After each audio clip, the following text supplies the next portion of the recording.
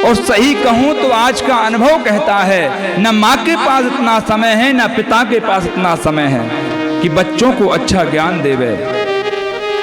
माँ अपने कार्य में रत रहती है, बच्चा रोने लगा तो हाथ में मोबाइल दे दिया, जब थोड़ी देर कार्टून देख ले, रोना बंद कर देगा,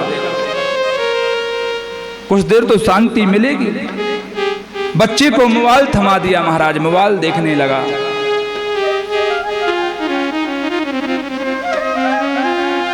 आपने बचपन से ही ऐसे मार्ग में लगा दिया कि और बढ़ापे में जाकर रोते हैं, हमारा बेटा हमारी सुनता नहीं है। जब बचपन में बोर हो जाए तो आप लोगों ने सुना, मोबाइल दे दिया, ले अब बढ़ापे पे मोबाइल ले ले, फिर क्यों रोते हो महाराज? अपने बच्चों को अच्छे संस्कार दीजिए।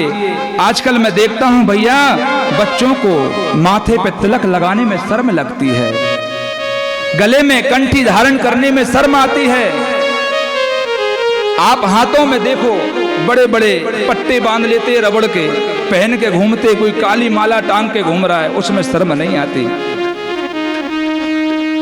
मैं कहना चाहता हूं सभी माता पिता से कि भैया आप कल्पना करिए हमारी सनातन संस्कृति कहां जा रही है।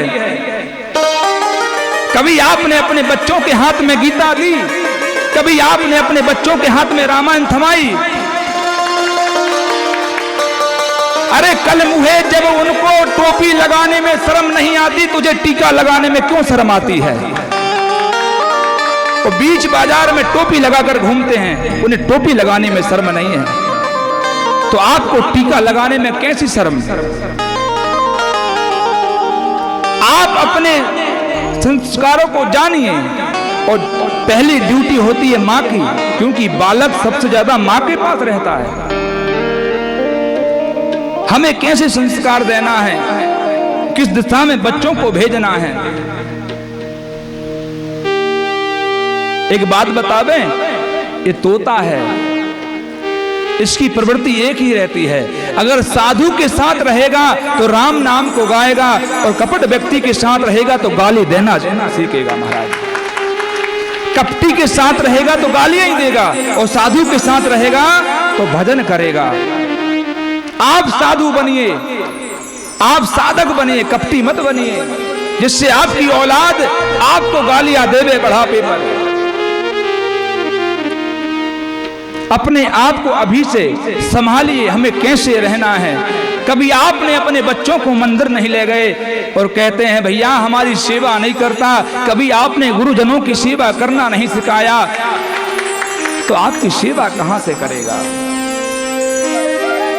फिर क्यों रोना, इधर इधर क्यों भटकना? एक बात और याद आ रही है, हर पत्नी चाहती है मेरी औलाद श्रवण कुमार जैसी बने। हर माँ चाहती है ना मेरी औलाद श्रवण कुमार जैसी बने, लेकिन वो पत्नी नहीं चाहती कि मेरा पति श्रवण कुमार बन के रहे।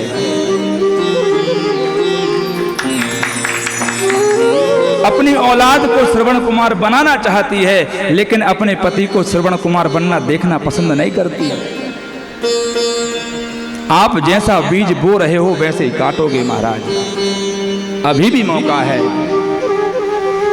अपने बच्चों को सिखाइए कि सुबह सुबह उठ करके पूजन करें, भजन करें, फिर अपने कार्य में लगें।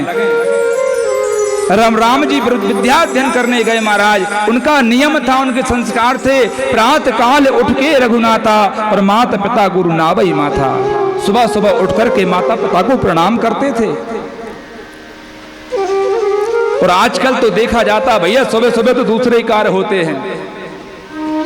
कई बार कई लोग कहते हैं हे जगदीश इस दुनिया में ये क्या हो रहा है कि फैशन से हर घर तबाह हो रहा है। हे जगदीश इस दुनिया में ये क्या हो रहा है कि फैशन से हर घर तबाह हो रहा है। नहीं पाठ पूजा न संध्या सुबह को कि मूंछों पर रेजर हवा हो रहा है। लोग सुबह सुबह उठते अगरबत्ती लगाना चाहिए, नहीं मैं बाहर जाऊंगा कैसा दिखूंगा, सुबह सुबह से चालू हो जाते हैं महाराज। सबकी ड्यूटी है भैया, अपने स्वरूप को जानिए।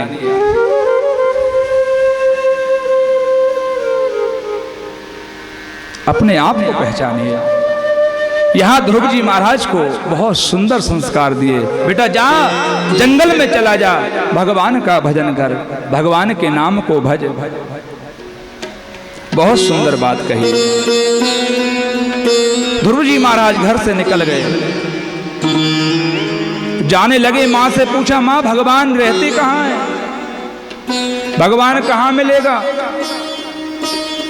भगवान को कहाँ खोजूं?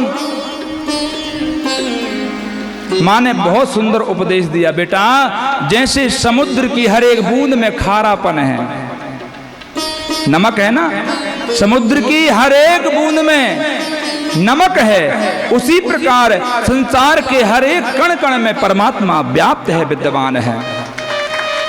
आप जहां बैठकर भगवान को खोजोगे भगवान वही प्राप्त हो जाएगा। जैसे दूध के हर एक बूंद में तूप होता है, घी होता है, उसी प्रकार भगवान भी हर जगह व्याप्त है।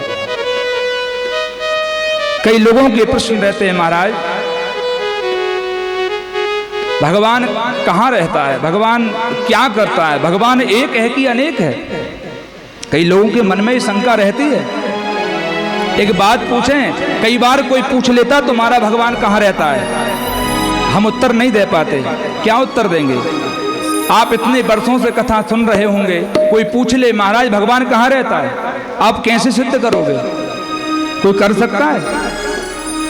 तो सुनिए, कोई भी पूछ ले उसको एक ही उत्तर देना।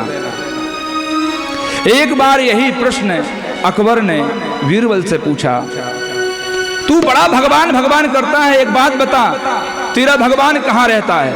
मैं हिंदू होना चाहता हूं, मेरे 3 प्रश्न हैं। तेरा भगवान कहाँ रहता है तो कहाँ रहता है, अगर है तो दिखा।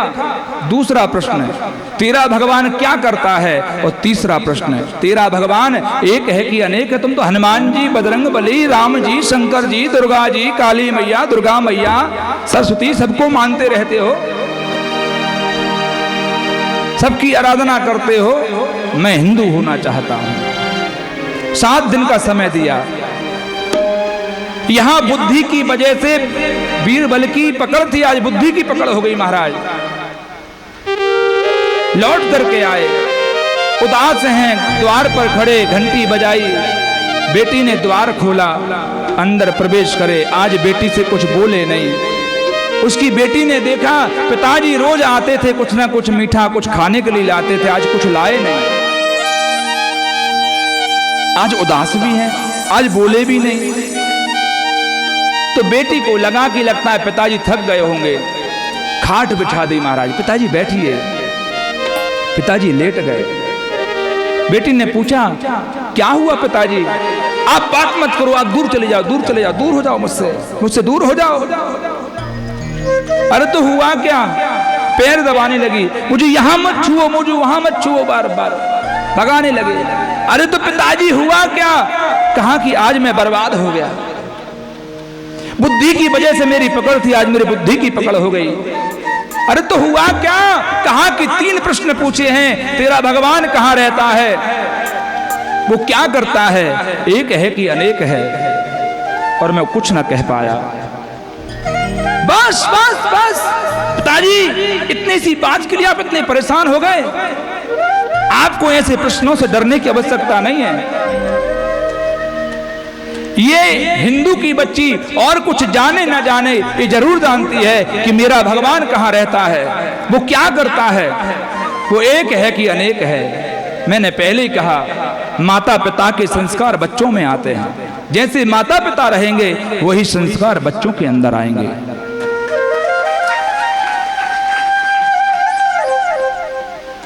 बेटी तुम्हें उत्तर मालूम है? बोले हाँ पिताजी।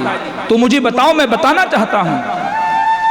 कहा कि मैं स्वयं जाकर उत्तर दूंगी। दूसरे दिन सुबह हुई, सभा लगी हुई थी, बीरबल अपनी पुत्री के साथ पहुंच गया। राजा ने दूर से देखा, देख करके समझ गया इसको उत्तर प्राप्त हो गया, इसीलिए ये आ गया। 7 दिन की अवधि दी थी महाराज, दूसरे ही दिन आ गया। सामने बुलाया और कहा कि उत्तर मिल गए, तो बताओ बताओ तुम्हारा भगवान कहाँ रहता है? बीरबल की पुत्री ने कहा, आपको राजा किसने बना दिया? आप तो चपरासी बनने योग्य नहीं हैं। महाराज राजा से जब ऐसी तीखे वचन किए, ऐसे शब्द बोले, तो राजा को हृदय में बड़ी ठेस लगी, बड़ी चोट पहुंची। ये ऐसा क्यों कह रही है? बेटा क्या हुआ? अरे भाई ये बताइए, आपके यहाँ जब कोई नया मेहमान आता है तो उसका आदर सत्कार करना पड़ता है। आपके यहाँ नया मेहमान आई हूँ, पहली बार आई हूँ, आपने ना बैठने को कहा, ना उठने को कहा, ना खाने को कहा। आपको राजा किसने बना दिया? महाराज हमारे यहाँ जब किसी के यहाँ कोई मेहमान पहली बार आता है, उसका मान सम्मान स्वागत करते हमारे संस्कार हैं। ओहो, राजा को लगा ये ऐसी उटपटांग बातें करेगी, तो कहा कि भैया चांदी के कटोरे में इसको दूध ले आओ। गाय का दूध लाना, हिंदू की लड़की है, गाय का दूध पीती होगी। गाय का दूध लाए, लाकर के दिया। और पहले के राजा महाराजा चांदी के बर्तन का उपयोग करते थे। हाथ में कटोरा आया और वो बीरबल की पुत्री बार बार उंगली घुमा करके देखती है।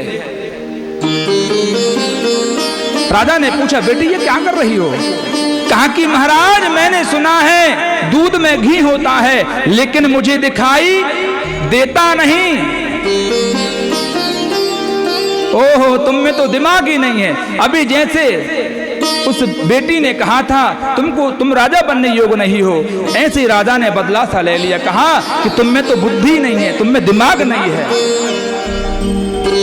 हाँ बेटे, तुमने सही सुना है, दूध में ही घी होता है, लेकिन महाराज दिखता नहीं। कहाँ है? कहा कि ऐसे प्राप्त नहीं होगा। तो कैसे होगा? कहा कि दूध में पहले खटाई डालनी पड़ती है, 2 बूंद खटाई की डालिए। जब वो दही के रूप में जम जावे तो फिर उसका मौसम के अनुसार उसमें ठंडा गर्म पानी मिलाया जाता है।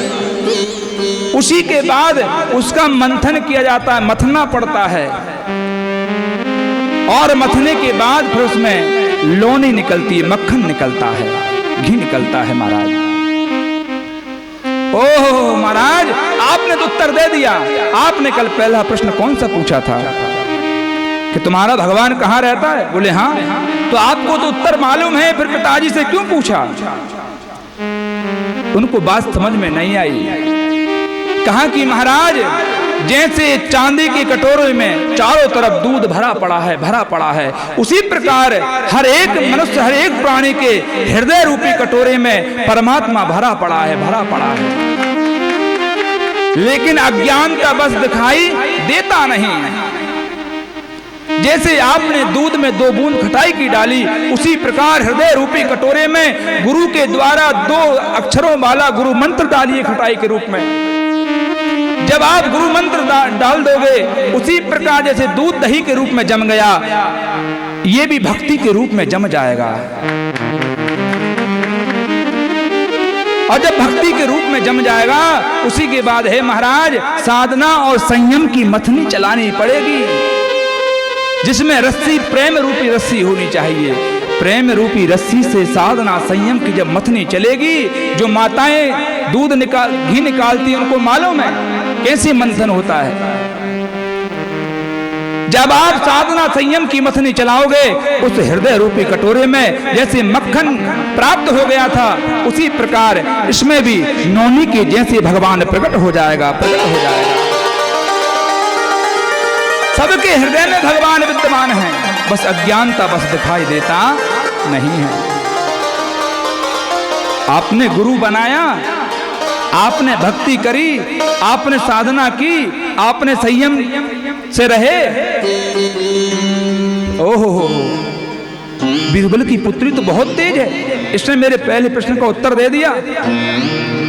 तो आप समझ गए भगवान कहाँ रहता है, कैसे प्राप्त होगा? बता दोगे ना कि एक बार और समझावें? दूसरा प्रश्न, तुम्हारा भगवान क्या करता है? ओहो महाराज, फिर अपराध कर रहे हो।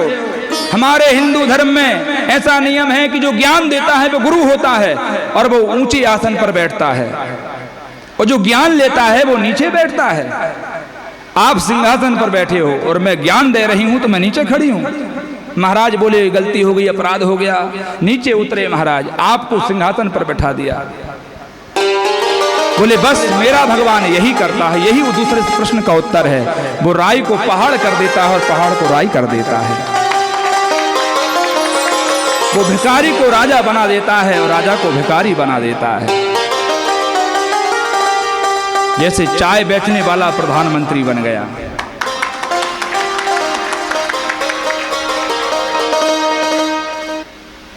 प्रभु तीसरा प्रश्न, भगवान एक है कि अनेक है? कहा कि जब पंडित जी महाराज कथा करके जाते हैं तो दक्षिणा देनी पड़ती है।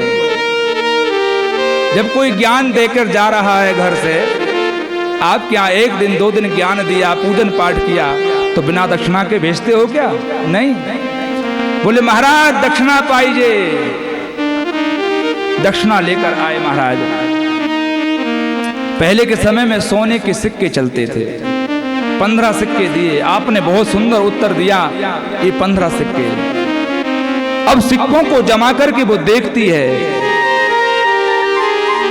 वो गिनती करती है। महाराज ये तो एक ही है, आपने एक सिक्का दिया है, 15 है। मुझे तो एक ही दिखाई देता है, आपको 15 दिखाई कैसे देता है?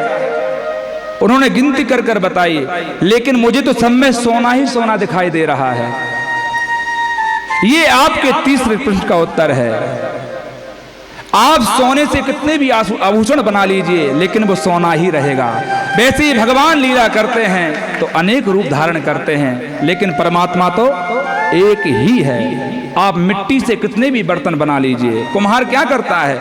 मिट्टी लाता है, कहीं मटका बनाता, कहीं रोटी सेकने के लिए कल्ला बनाता है, क्या बोलते हैं आप, अनेक बर्तन बना देता है। तो कुछ समय बाद जब वो गल जाते हैं तो मिट्टी में ही मिल जाते हैं। उसी प्रकार हमारा भगवान तो एक ही है, लेकिन कार्य करने के लिए अवतार लेते हैं भगवान। अलग अलग कल्प में, अलग अलग मनवंतर में, अलग अलग युगों में भगवान अलग अलग रूप ले धारण करते हैं महाराज। ये तीसरे प्रश्न का उत्तर दिया। अब कोई पूछे तो बता देना। कहा कि बेटा ध्रुव, भगवान तो हर जगह व्याप्त है, जंगल में चले जाओ। महाराज जंगल में पहुंचे और पहुंच करके भगवान ने देखा मेरा भक्त जा रहा है, नारद जी को भेजा। नारद जी पहुंचे। बेटा कहां जा रहे हो? यहां तो भयानक सर्प रहते हैं, व्याघ्र रहते हैं, सिंह रहते हैं, वो तुम्हें खा लेंगे, जंगल में ना जाओ। बार बार समझाया महाराज, बार बार समझाया। नाधो नाप्यमानम ते सम्मानम वापि पुत्रकम लक्ष्म्या महाकुमारस्य सक्तस्य क्रीडनादिषु। कहा कि यहाँ बड़े बड़े साधु महात्मा कई वर्षों से तपस्या कर रहे हैं, भगवान उनको प्राप्त नहीं हुए, तो आपको कहां से प्राप्त होंगे? महाराज आप सही कहते हो, लेकिन मैं विश्वास के साथ आया हूं। जब तक भगवान को प्राप्त नहीं करूंगा मैं घर वापस नहीं जाऊंगा भगवान से बिना मिले। गंगोत्री से गंगा मैया जब तक बहती रहती है, जब तक वो समुद्र को प्राप्त ना कर ले, उसी प्रकार मैं भी जब तक तप करूंगा जब तक मुझे भगवान नहीं मिल जाता। तपस्या करी है महाराज। जब देखा कि ये दृढ़ हो गया है पूर्ण विश्वास के साथ, तो गुरु मंत्र दिया, ओम नमो भगवते वासुदेवाय। एक महामंत्र दिया और एक वृक्ष के नीचे बैठ करके इस मंत्र का जाप कर रहे हैं और गा रहे हैं। क्या गा रहे हैं?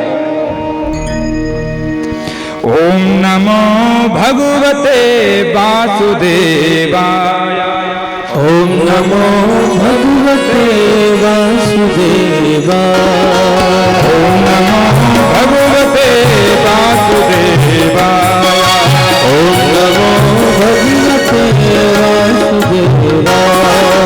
वासुदेवाय मेरो नंदनंदनाय, वासुदेवाय मेरो नंदनंदनाय। ओम नमो भगवते वासुदेवाय, भगवते वासुदेवाय।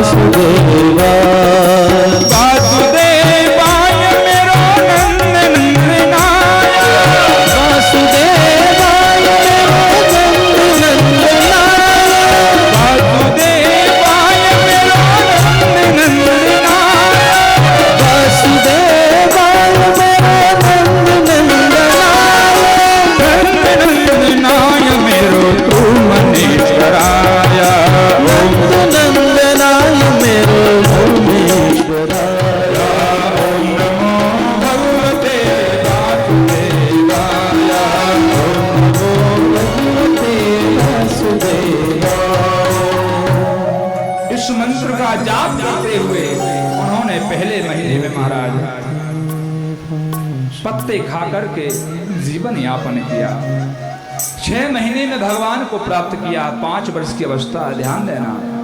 पहले महीने में पत्ते खाए हैं, दूसरे महीने में जल पी करके, तीसरे महीने में बेर खा करके, उसके बाद उनका भी त्याग कर दिया। उसके बाद 12 दिनों में वायु का सेवन करके और अंत में 6वें महीने में वायु का भी त्याग कर दिया। अपने प्राण वायु को रोक करके ध्रुव जी महाराज भगवान का भजन कर रहे हैं। आप हम सभी अगर कोई व्रत करते हैं तो महाराज बार बार भोजन की याद आती है। लोग एकादशी का व्रत करते हैं तो व्रत करते समय बार बार कई बार भोजन की याद आती है कि भैया कब बनेगा। और कुछ लोग तो फलाहार के लिए ही व्रत करते हैं कि उपवास में भैया बड़े मिलेंगे, साबूदाने के उपवास कर लो, ये बनना है वो बनना है। तो कई बार जिसकी थोड़ी खुराक ज्यादा है तो बोलता थोड़ा ज्यादा बनाइयो, क्यों, भूख ज्यादा लगती है, थोड़े में काम नहीं चलेगा। हम एक दिन का व्रत करते हैं तो भोजन की अनेक बार याद आती है। यहाँ 6 महीनों तक महाराज अन्न जल सब छोड़ करके उन्होंने अपने वायु को भी रोक लिया, प्राण वायु को रोक लिया और बस एक ही मंत्र गाते हैं, ओम नमो भगवते वासुदेवाय, ओम नमो भगवते वासुदेवाय, ओम नमो भगवते वासुदेवाय। जब 6 महीने व्यतीत हो गए और 6 महीने जब देखा प्राण वायु, उन्होंने संपूर्ण जगत की प्राण वायु को अपने आप में समाहित कर लिया। देवता घबराने लगे, श्वास विहीन हो गए और डर के मार में नारायण के पास पहुंचे, जाकर के प्रार्थना करी, नेवं विदाम भगवन् प्राणरोधम्, नेवं विदाम भगवन् प्राणरोधम्, चराचरस्याखिल तत्त्वधाम्नाम्, विदेहि तन्नो व्रजनाद्रिमोक्षम्, प्राप्ता वयं त्वां शरणं शरण्यम्।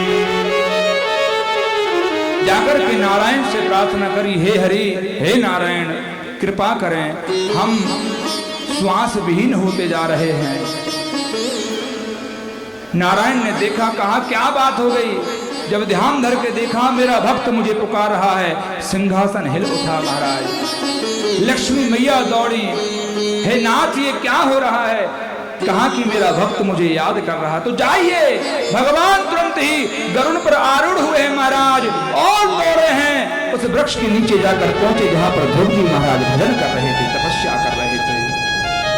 तो जाकर के कहा, बेटा ध्रुव, ओ बेटा ध्रुव। जब ध्रुव जी महाराज को पुकारा, उन्होंने नेत्र खोले और भगवान की ओर देखा। भगवान इतने सुंदर, उनको देख करके आंखों से अश्रु बहने लगे। नारायण ने देखा तो वहां नारायण के आंखों में आंसू आ गए। कहा, बेटा रोते नहीं। तुरंत भगवान ने उठा करके अपने गोद में बैठा लिया। धन्य भगवान की भक्ति, धन्य भगवान की करुणा। तुच्छ प्राणियों को भी भगवान अपने हृदय से लगा लेते हैं, अपनी गोद में बैठा लेते हैं। संसार ने जिस पिता ने गोद से नीचे उतार दिया था, उसे परमपिता परमेश्वर की गोद प्राप्त हो गई, गोद प्राप्त हो गई। भगवान ने ज्ञान दिया, उपदेश दिया। कहा कि मांगो, क्या मांगते हो। कहा कि भगवान आपको प्राप्त करने के बाद और कुछ शेष नहीं रह जाता, मुझे और कुछ नहीं चाहिए। आप मिल गए और मैं क्या मांगू, मुझे कुछ भी नहीं चाहिए। आपकी भक्ति मिल गई, आप मिल गए, आपके चरण मिल गए, आपका स्नेह मिल गया। भगवान ने फिर भी वरदान दिया कि जाओ 36,000 वर्षों तक आप राज्य करोगे, ऐसा वरदान दिया। और कहा कि आप जब राज्य करके आओगे तो आपको मेरा धाम प्राप्त होगा, ऐसा वरदान दिया। ध्रुव जी महाराज वहां से लौट करके आए हैं। पता चला पिताजी को, माँ को बड़ी तैयारी करी, पालकी सजाई, महाराज पालकी से लेने गए। जो पिता उस दिन बोले नहीं थे आज पालकी लेकर दौड़े, क्योंकि आज गर्व हुआ। चारों तरफ ढिंढोरा पीट दिया, मेरा बेटा भगवान को प्राप्त करके लौट रहा है। पालकी भेजी, बड़ा स्वागत किया। कुछ समय बाद उनके जो भाई है उत्तम, उसका युद्ध यक्षों से होता है, जिनके हाथों मारे जाते हैं। ध्रुव जी महाराज ने भी कई वर्षों तक युद्ध किया, कई यक्षों का संहार किया।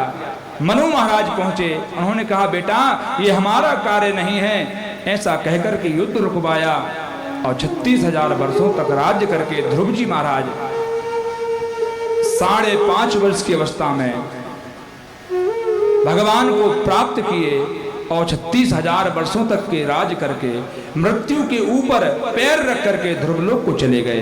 बोलिए भक्त वत्सल भगवान की जय। आप भी ऐसी भक्ति करिए। भगवान को आने में विलंब नहीं है, हमारे जितने बुलाने में विलंब है महाराज। हम भगवान को भाव से बुलाते नहीं हैं।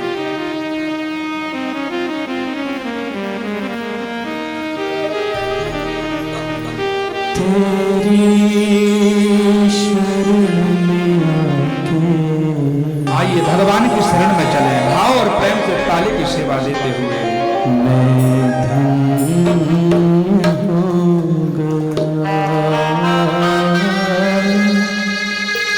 जन्मों की प्यास थी जो,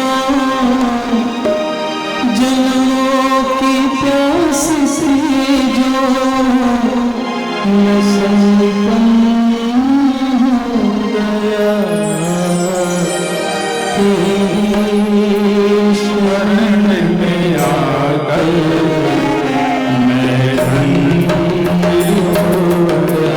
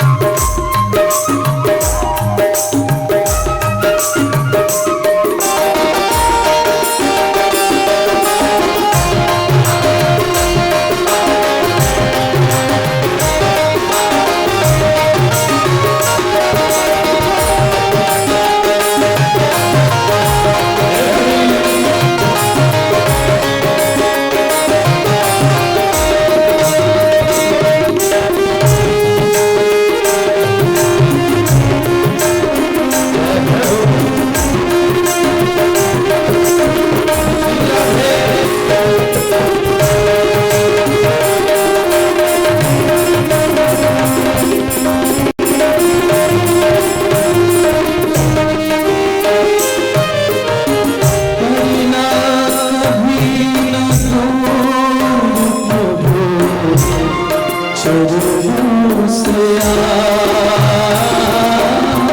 दरिया भी न चरणों से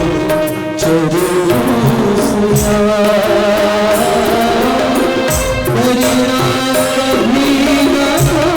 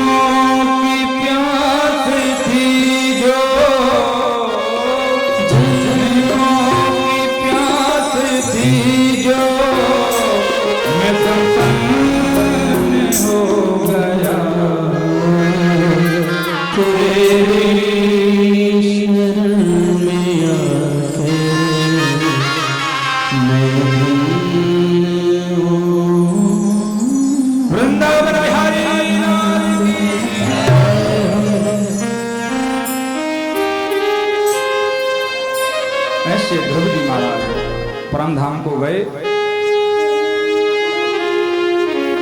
हमारे किशोर लाठीवार भैया ने एक पत्र भेजा है, प्रेम पत्र नहीं है प्रभु। एक बार उनके लिए जोरदार तालियां। उन्होंने 4 प्रश्न भेजे हैं। कौन कौन से? अगरबत्ती लगाना चाहिए या नहीं, और नहीं लगाना चाहिए तो कारण बताएं। दूसरा प्रश्न किया है, शंकर भगवान की शादी में कौन से गणेश जी का पूजन हुआ था? क्योंकि गणेश जी महाराज के बिना तो कोई पूजन प्रारंभ नहीं होती। अब वो गणेश जी महाराज के पिताजी स्वयं शंकर भगवान है, तो फिर उनके विवाह में कौन से गणेश जी का पूजन हुआ था? तीसरा प्रश्न पूछा है, घर में पितरों का फोटो लगाना चाहिए या नहीं, लगाते हैं तो किस दिशा में? और चौथा प्रश्न है, जनक जी ने सीता स्वयंवर में दशरथ जी को क्यों नहीं बुलाया? जब सीता स्वयंवर का आयोजन रखा गया, हर देश के राजा को बुलाया था, दशरथ जी को निमंत्रण नहीं भेजा, क्यों? बहुत आड़े टेढ़े प्रश्न है भाई, कहां मिले?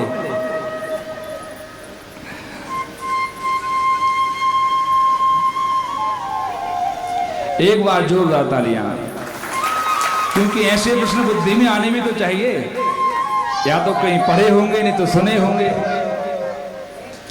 पहला प्रश्न है, अगरबत्ती क्यों नहीं लगाना चाहिए?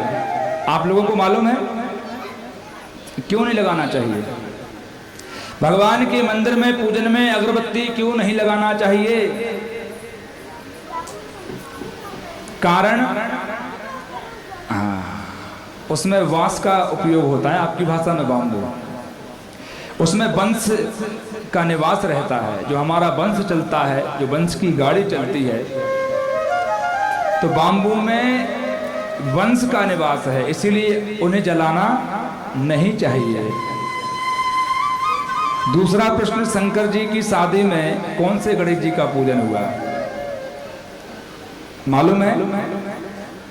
ये नहीं मालूम।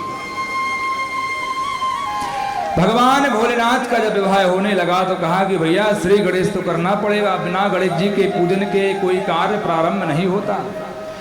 तो उस समय मंगल करण गणेश जी का पूजन हुआ था, जिसे हम स्वास्तिक कहते हैं। क्या कहते हैं? स्वास्तिक।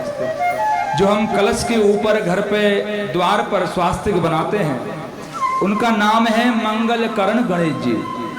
तो किसका पूजन हुआ था? मंगल करण गणेश जी का। शिव पुराण में वर्णन है। तो समझ गए कौन से गणेश जी का पूजन हुआ?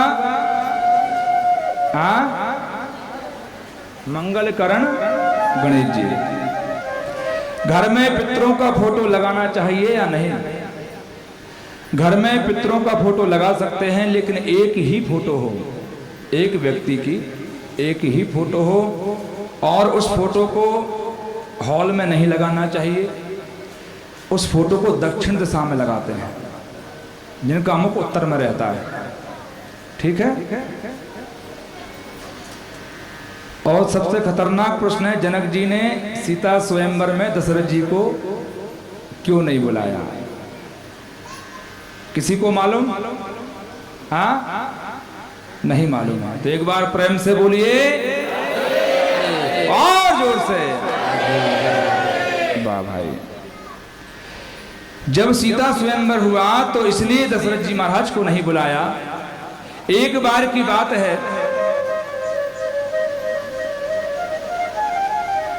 एक व्यक्ति का विवाह हुआ। विवाह हुआ, बहुत सुंदर पत्नी मिली, साथ में कुछ दिन रहे, और वो भक्ति करने वाला व्यक्ति था। उसके मन में भाव प्रकट हुआ, मैं संसार को छोड़कर भगवान का भजन करूंगा। और वो घर द्वार सब छोड़ छाड़ कर जाकर के एक वृक्ष के नीचे बैठकर के भगवान को भजने लगा। वो राजा था, जाकर के भजन करने लगा। एक दिन बहुत तेज आंधी आई, तूफान चला। उस तूफान में दो हंसों का जोड़ा बिछुड़ गया। आपस में बातें कर रहे थे, तूफान चला तो दोनों हंसों के जोड़े बिछड़ गए, और हंसनी जो थी वो जाकर के उसी वृक्ष के ऊपर बैठ गई जहां जिसके नीचे वो राजा तपस्या कर रहा था। उड़ते उड़ते खोज करते करते वैसे तूफान में हंस भी उसी वृक्ष के ऊपर आकर बैठ गया और दोनों आपस में बातें करने लगे। हंसनी ने पूछा, आप ऐसे तूफान में यहां क्यों चले आए? कहीं सुरक्षित जगह पर रुक जाना था। तो उस हंस ने कहा कि मैं इस राजा जैसे थोड़ी हूं जो विवाह हुआ और अपनी पत्नी को छोड़कर जंगल में चला गया। मैं इसके जैसा नहीं हूं। उनकी बातें उस राजा ने सुनी तो उसको ये बोध हुआ कि मैंने गलत किया है। तो वो अपनी पत्नी से मिलने के लिए तीव्र गति से दौड़ा। कहा कि सीधे घर पहुंचूंगा और मैं अपनी पत्नी से मिलूंगा। मार्ग में एक गाय दलदल में फंस गई थी। कुछ साधु संत उस गाय को निकाल रहे थे। उन्होंने कहा कि बेटा कहां जा रहे हो, थोड़ा मदद कर दो हमारी, ये गाय बाहर आ जाएगी, इसके प्राण बच जाएंगे।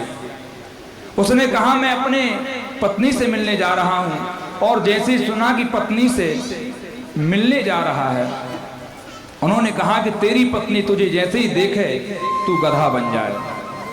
क्या बन जाए? गधा बन जाए। ऐसा साधु संतों ने श्राप दे दिया। वो जैसे ही घर पहुंचा उसकी पत्नी ने देखा मेरे पति देव आए हैं, और जैसे ही देखा कि वो गधा बन गया। अब उसकी पत्नी ने देखा तो वो तो पतिव्रता थी, उसने उनको साथ में लेकर काशी चली गई। जब काशी पहुंचे महाराज, बड़े बड़े साधु संतों को बुलाया, जनक जी को बुलाया, सब राजा महाराजा पहुंचे। सबने बड़ा प्रयत्न किया लेकिन उपाय ना ढूंढ पाए। तब वहां एक दिव्य दृष्टि वाले साधु ने कहा इसे श्राप लगा है, इसको एक ही व्यक्ति है जो सही कर सकता है। बोले क्या? कहा कि गंगा मैया की धारा को जो रोक दे, ध्यान से सुनिएगा, गंगा मैया की धारा को जो रोक दे और रुके हुए जल से इसका स्नान करावे तो ये पुनः राजा बन जाएगा। एक ही उपाय है। तो सबने सोचा गंगा मैया किसने लाया? कहा कि भागीरथ जी ने। उनकी संतति कौन है? दशरथ जी महाराज। तो उनको बुलाया जावे क्योंकि गंगा मैया उनकी बात सुनेगी। एक पत्र लिखा कि आप आवे गंगा जी की धारा रोकें जिससे पुनः पुरुष बन जावे, मनुष्य बन जावे। अब दशरथ जी घबरा गए महाराज। कहा कि अगर गंगा जी की धारा नहीं रोक पाया तो क्या होगा? बड़ी बदनामी होगी। तो दशरथ जी महाराज बहुत चिंता में थे।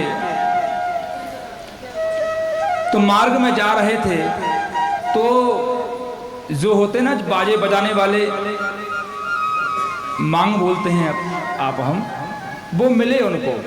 उन्होंने पूछा महाराज आप दुखी क्यों हो, क्या बात हो गई, चिंता क्यों है? तो उन्होंने कहा चिंता इसलिए है कि ऐसी ऐसी बात है, बस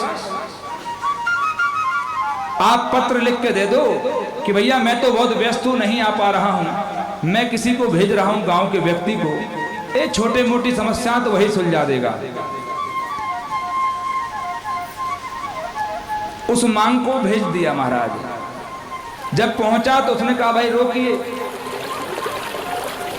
तो उसने मन में ऐसा विचार किया था, ध्यान किया, हे गंगा मैया अगर हमारे राजा दशरथ जी सत्यनिष्ठ हैं, वचनवादी हैं, वचनबद्ध हैं, तो आपकी ये धारा रुक जावे। और जैसे ही प्रार्थना करी गंगा मैया की धारा रुक गई और उस जल से स्नान कराया तो गधा से पुनः पुरुष बन गया। ये तो गंगा मैया की महिमा हो गई। अब बुलाया क्यों नहीं? कारण ये है, जब स्वयंवर हुआ जनक जी ने सोचा अगर इनको पत्र लिखा कि आप सीता स्वयंवर में आना, और इन्होंने कहीं ऐसी मांग को भेज दिया और उसने धनुष तोड़ दिया, तो क्या मैं मेरी बेटी सीता का विवाह इसके साथ करूंगा? इसी कारण से उन्हें पत्र नहीं भेजा, उन्हें निमंत्रण नहीं भेजा। तो अब कोई पूछे तो बता देना, प्रेम से बोलना पड़ेगा। वाह भाई, बहुत सुंदर प्रश्न आपने किए।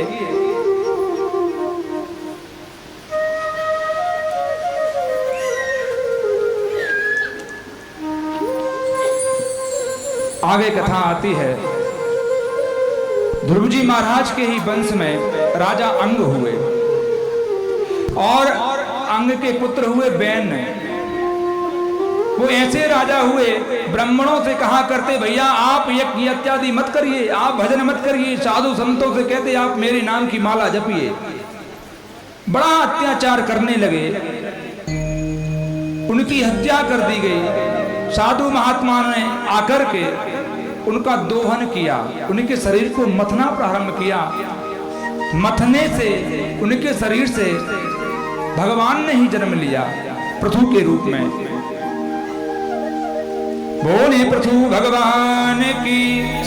तो पृथु महाराज प्रकट हुए हमारे इस भूमि से, जब से पृथ्वी कहने लगी, उन्हीं के नाम के कारण इसका नाम पृथ्वी पड़ा। उन्होंने ऐसा राज्य किया। उसी के बाद कथा आती है, अत्रि और अनसुईया मैया से दत्तात्रेय भगवान का प्रादुर्भाव हुआ।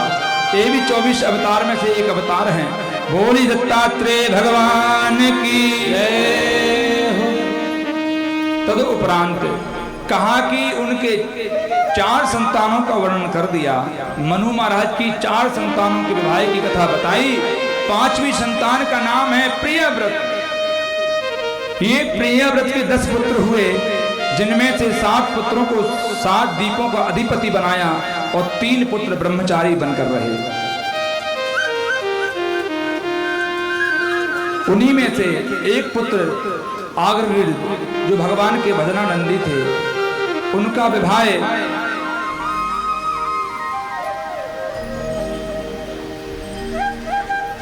अलनाम नाभिष्व के पुत्र से हुआ, जिससे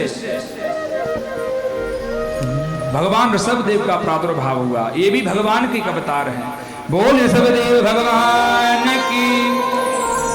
इनकी 100 पुत्र हुए और पुत्रों को उन्होंने ऐसी आज्ञा करी, इस शरीर भोग योनि के लिए नहीं मिला है कि आप भोग भोगें, आप भगवान का भजन करें। और ऐसा ज्ञान उपदेश देकर वन को चले गए। उनके बड़े पुत्र का नाम है भरत। ये रामायण के भरत नहीं है, ये दूसरे भरत है। भरत जी महाराज ने ऐसा राज्य किया, उनके राज्य करने के कारण ही हमारे देश का नाम भारतवर्ष पड़ा। पहले हमारे देश का नाम क्या था? अजनाम वर्ष। कुछ लोग आर्य वर्ष भी बोलते हैं। हमारे भारत का नाम था अजनाम वर्ष, आर्य वर्ष भी बोल सकते हैं। भरत जी ने राज्य किया, उनके नाम के कारण ही हमारे देश का नाम पड़ गया भारत। बोलिए भारत माता की जय हो। और ये ऐसा देश है महाराज, जिसे सोने की चिड़िया कहा जाता है। कहा कि ये सोने की चिड़िया है। यहाँ पर साधु संतों का बड़ा मान सम्मान होता है, जहाँ माता पिता की सेवा होती है, जहाँ पर बेटियों को देवी के रूप का दर्जा दिया जाता है, जहाँ गाय को पूजा जाता है। हमारा भारत ही ऐसा देश है। ऐसा कोई देश नहीं है जिसको माता के नाम से संबोधित किया जाता हो। कोई नहीं कहता अमेरिका माता की जय हो, इंग्लैंड माता की जय हो। कभी सुना है? नहीं सुना। लेकिन आपने क्या सुना? भारत माता की, गौ माता की, बैल बाप की। बैल को भी कोई नहीं पूछता महाराज। अगर जयकारा लगती है तो मां की ही लगती है।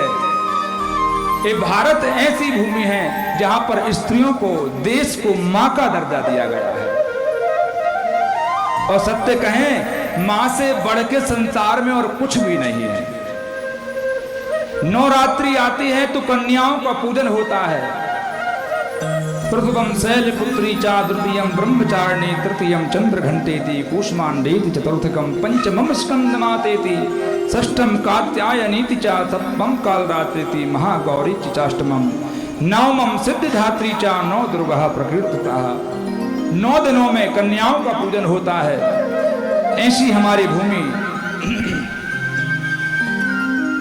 लेकिन मैं एक बात माताओं से कहना चाहता हूं, हमारे यहाँ अगर किसी भी चीज की आवश्यकता होती है तो स्त्री के पास ही जाना पड़ता है।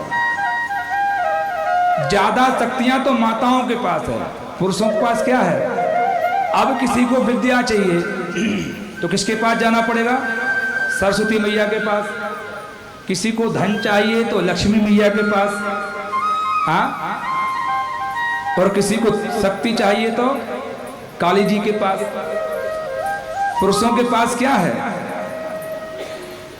अच्छा, देवताओं को भी देखो, महादेव कैलाश पे पड़े हैं और नारायण क्षीर सागर में। अगर दुख भी हो तो दुखड़े रो भी नहीं सकते। एक पहाड़ पे है, एक समुद्र में है महाराज। क्या करें? हर एक चीज की आवश्यकता होती है तो माताओं के पास जाना पड़ता है। लेकिन एक विशेष आग्रह, अपनी बेटियों को अच्छे संस्कार दीजिए, उनके रहन सहन पर ध्यान दीजिए। क्योंकि लोग ये जरूर कहते हैं कि क्या हमें जीने की आजादी नहीं है, हम अपनी मर्जी से नहीं जी सकते। हम बचपन में उनको छोटे छोटे वस्त्र पहनाते हैं, वो छोटे छोटे वस्त्र पहनकर बड़ी होती हैं और बड़े होकर आप कहो कि इनको पूरे वस्त्र पहनाओ तो क्या वो पहनेंगे? क्योंकि उसकी आदी हो जाते हैं। हम जिस सोसाइटी में रहते हैं, जिस संगति में रहते हैं, सब ऐसे ही रहते हैं महाराज। हम पूरे वस्त्र नहीं पहन सकते। उन्हीं के कारण इतने अत्याचार हो रहे हैं। लोग कुदृष्टि से देखते हैं। किसी ने कहा उनकी बुद्धि खराब है इसलिए देखते हैं। नहीं भैया,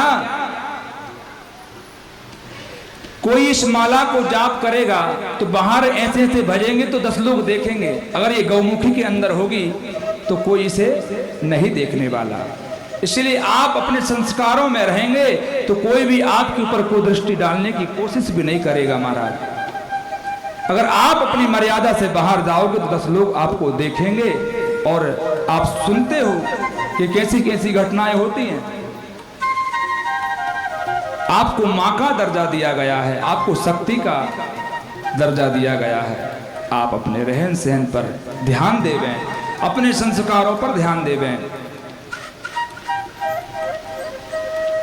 उसी के बाद ये जो देश है ये सोने की चिड़िया इसीलिए है महाराज, क्योंकि यहाँ पर माताओं का सम्मान होता है, साधु संतों का सम्मान होता है। इसीलिए सोने की चिड़िया कहा जाता है। जहाँ डाल डाल पर सोने की चिड़िया करती है बसेरा, भारत देश है मेरा, भारत देश है मेरा। जहाँ डाल डाल पर सोने की चिड़िया करती है बसेरा, वो भारत देश है मेरा, वो भारत देश है मेरा। सत्य अहिंसा और धर्म का पग पग लगता है, वो भारत देश है मेरा, वो भारत देश है मेरा। सत्य अहिंसा और धर्म का पग पग लगता डेरा, वो भारत देश है मेरा, वो भारत देश है मेरा।